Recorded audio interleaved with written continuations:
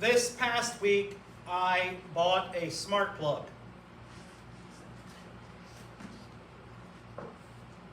Now, I know some of us probably don't know what a smart plug is.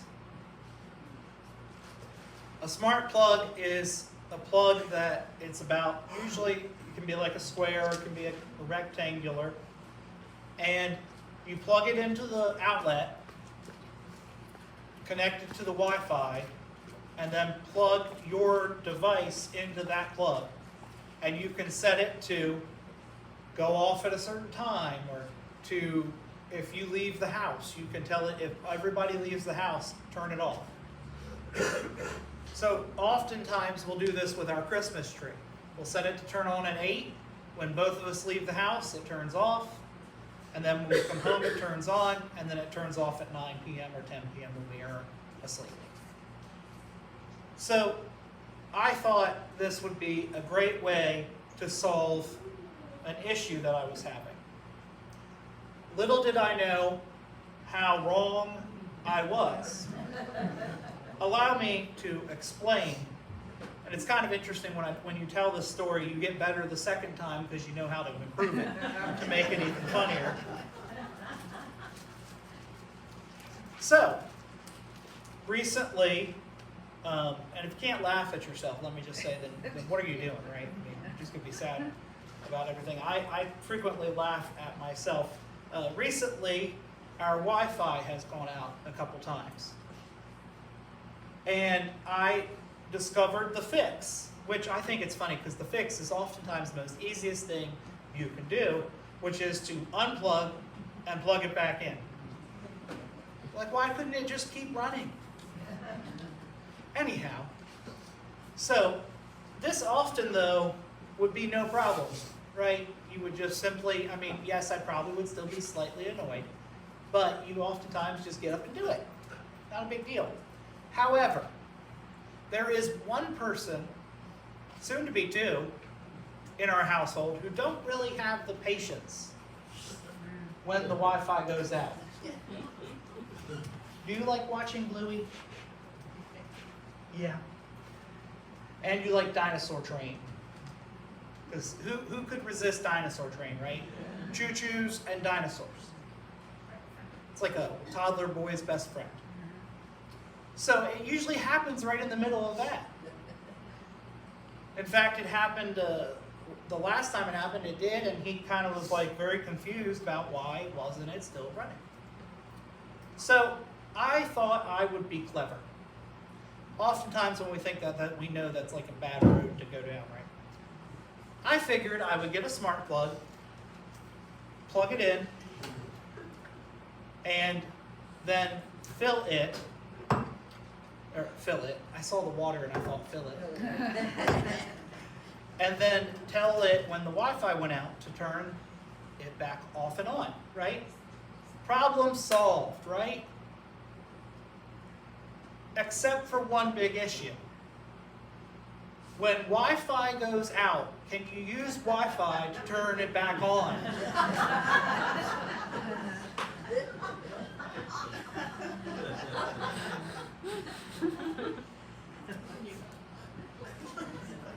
I realized this about 24 hours after ordering the smart plugs. And then calmly told Allison, and then started to laugh at myself. If you know me, I'm very technologically capable in Androids and Microsoft everything. Like I might not have it, but I do know how to use it to a base level. But it never crossed my mind that when the Wi-Fi is out, you can't use the Wi-Fi to turn the Wi-Fi back on.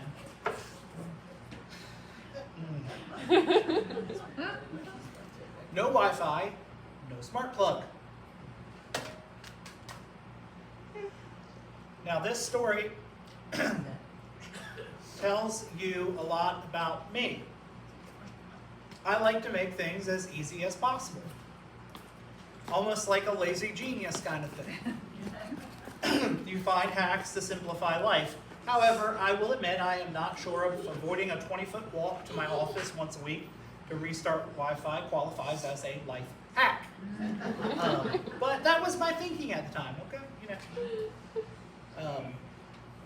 when you have a toddler, you want to rectify the issue and also not have to walk very far. This whole situation, though, reminded me, of course, as a pastor, of my relationship with God, because you know the tie-in's got to come somewhere. Sometimes we try to take shortcuts, looking for ways to put in less effort instead of going directly to the source. But if we know the best way to accomplish something, shouldn't we just do the best way to accomplish something? Right? There are no shortcuts to a relationship with God. Now, that being said, I'd like to think God understands if one day you're exhausted and you fall asleep before you get to pray, or whatnot. I think God knows where we are. Actually, I know God knows where we are. So that's understandable. But I'm talking about things such as just coming to church on Sunday and not doing anything in the week. I would kind of qualify that as half a shortcut, because you're not doing the work for yourself as well. But John Wesley talked about the means of grace. There were two areas Wesley talked about. Works of piety. So these are things that you do most of the time on your own, but sometimes not, that you do in your spiritual self to grow closer to God. Prayer, fasting, worship. These are things that you do to connect and disciple from God to you. And then there's works of mercy. Hey, what's up? What does fasting do? Fasting? Yeah, it's just fasting. Well, I don't like fasting. So fasting, the easiest way to talk about that for me is Lent. So we typically give up something for Lent, right? And so the idea is that whatever you give up for Lent, you fill the time or whatever energy you gave into that item with God. So if you give up pizza for Lent, I did that one year, I very much regretted it. If you give up pizza for Lent, then instead of buying the pizza, you might take that money and either you could, I guess, buy someone else a pizza who needs it, because everybody needs pizza, right? Grottos. Remember, grottos. Or you could donate that to the church. It could be your offering. So $16 grotto pizza. I think it's more than that, but the idea is that you would then give that to the church. So you can fast from anything. But the whole idea is that time then goes to God. So you make more space for God to speak into your life. So works of mercy, things like serving others and seeking justice. They're good for right now, buddy. But thank you for your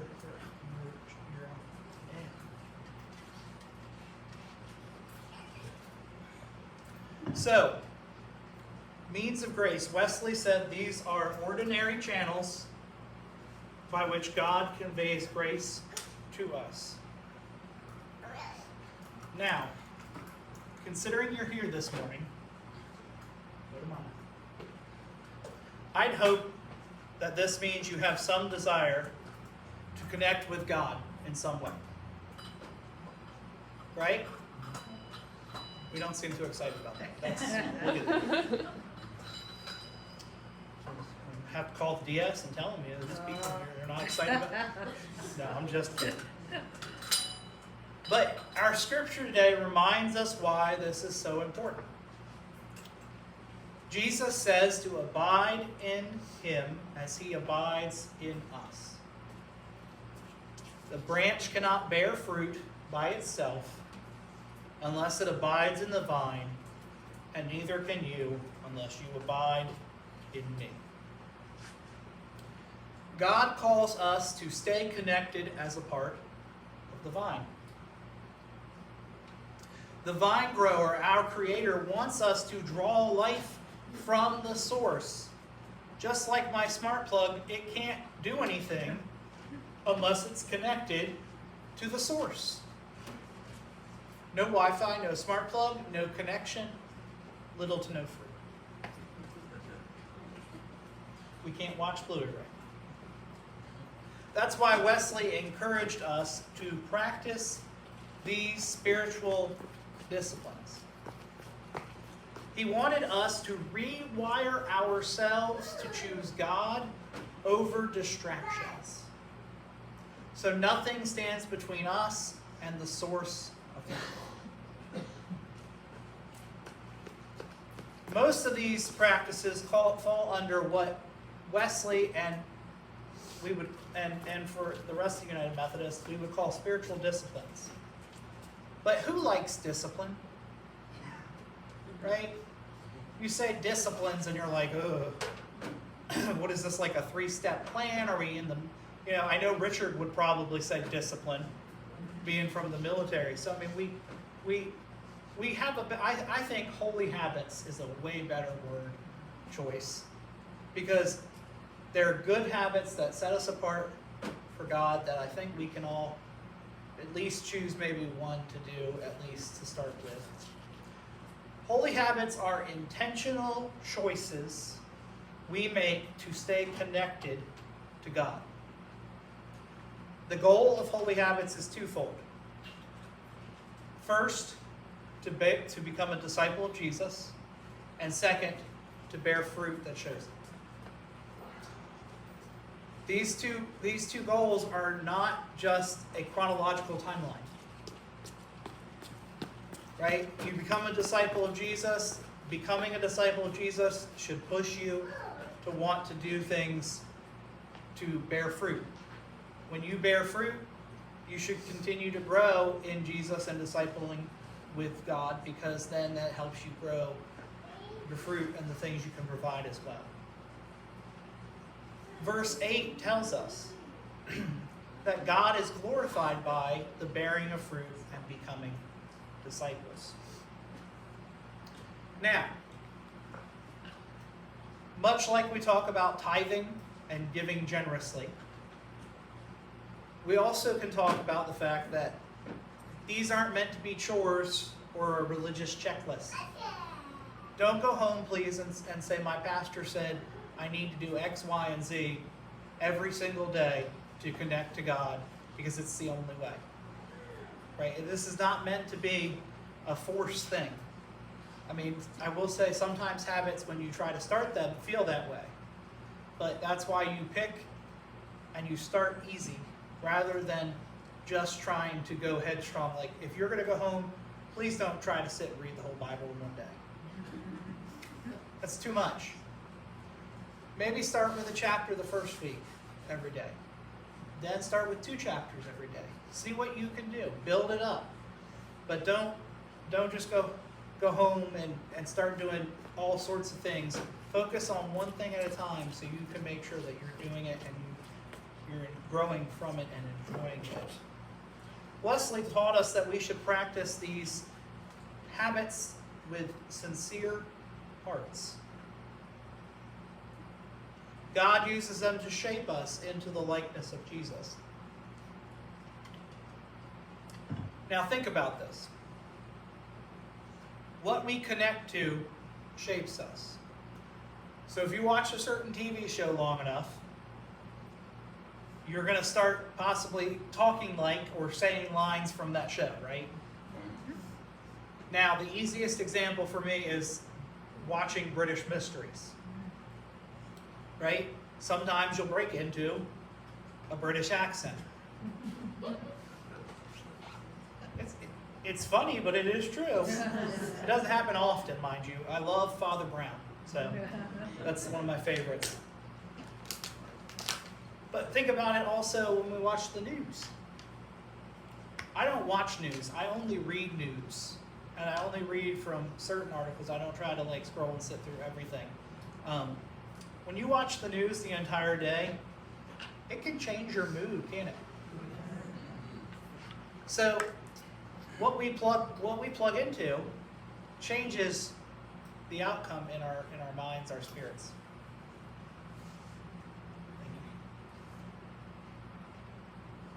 As followers of Christ, it's crucial that, yes, we are aware of what's going on, but we are also more aware of the Jesus stuff that's going on. If we allow the stuff of the world to overpower us, what is the point of following God at that moment? Right?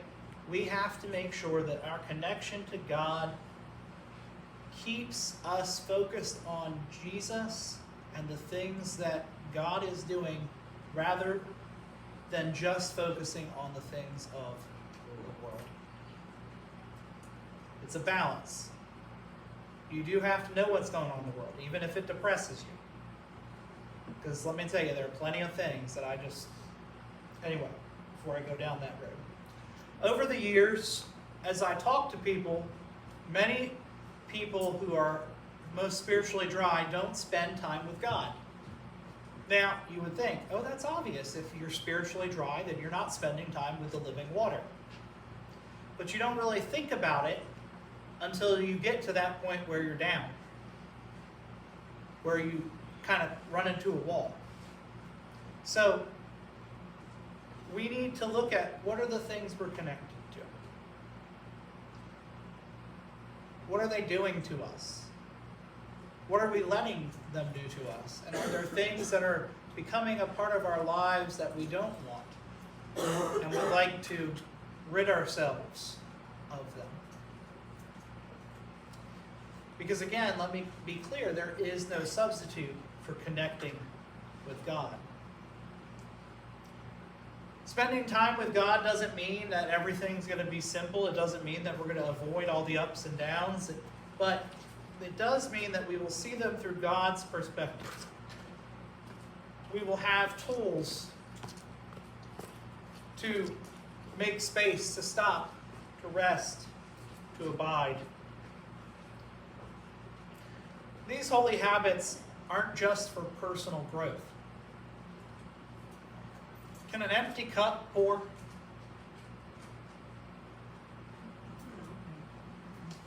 Not very well, right? It'll have air in it, but it can't pour. It's not. You're not going to see anything. It's not going to really make a difference. So, just like an empty cup can't pour, a smart plug without Wi-Fi doesn't work. A Christian who isn't growing in God and getting filled by the Spirit isn't necessarily bearing the best fruit either.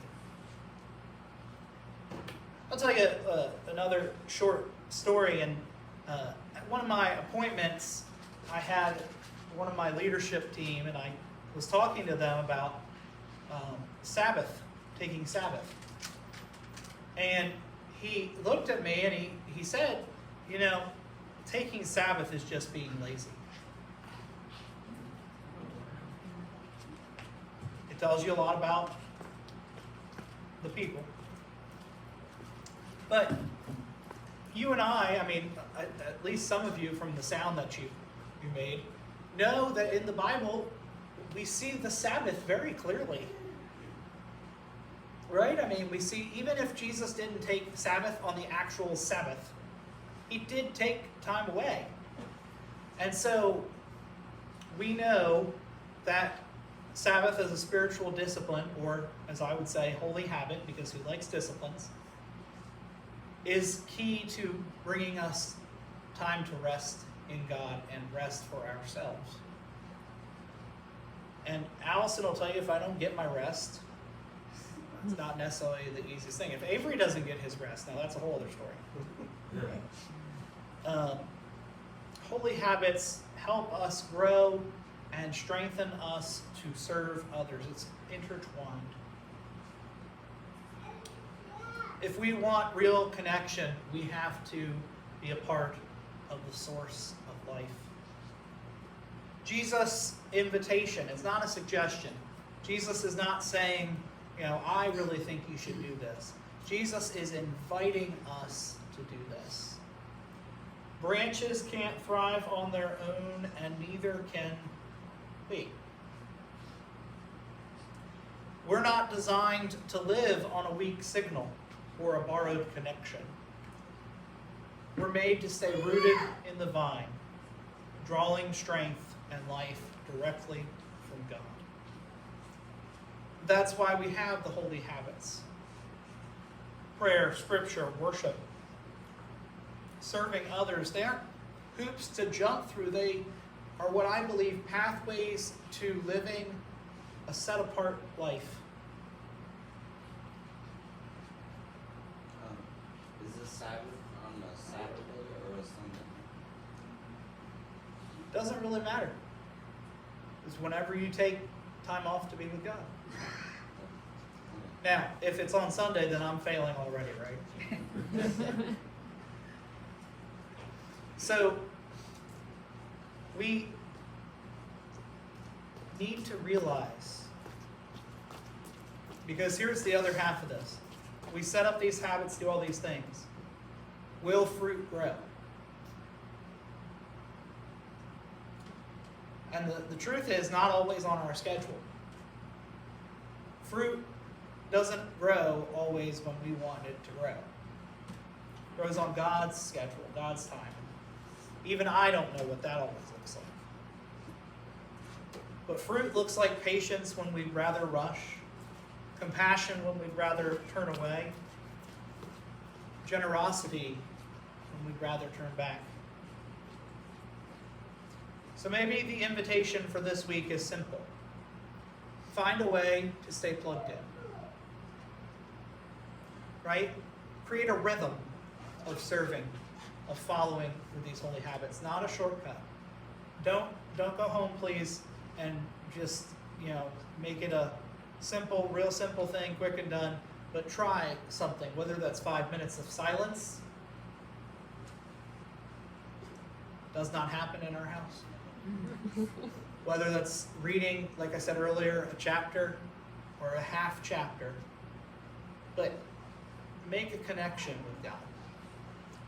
And over the next 7 or so weeks, with a week in between where Sarah will be filling in for me so I can go meet Allison's 100-year-old great-great-grandmother.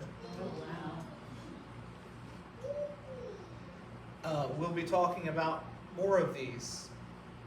And let me be clear, we're not just, we're not going to fill them all. Like, there are various ones you can do, but we're just going to talk about a few. And if you would like help developing something that in your life, please let me know. I can give you suggestions. I can sit down with you. We can figure something out.